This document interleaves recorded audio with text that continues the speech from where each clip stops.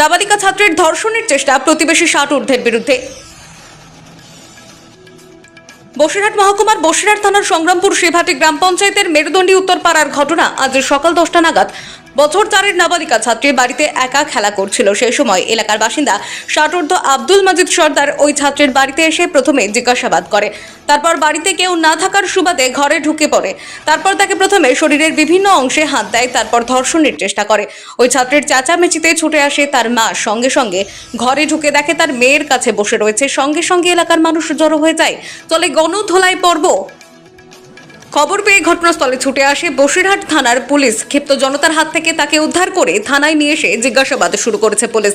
এই ঘটনার পর এলাকায় ব্যাপক পরিমাণের চাঞ্চল্য ছড়ায়। তবে ওই ছাত্রীর মা কোনো রকম ভাবে মুখ খুলতে চাইছেন না।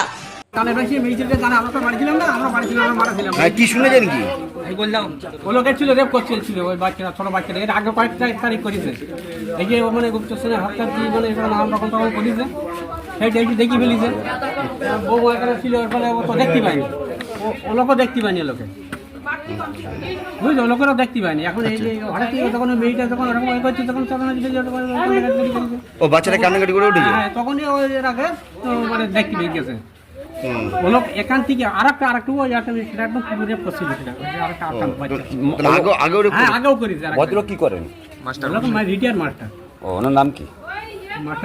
আব্দুল মজিদ সর্দার। তা আপনারা এই যে ওই আগে চেপে দিয়েছিল আগে।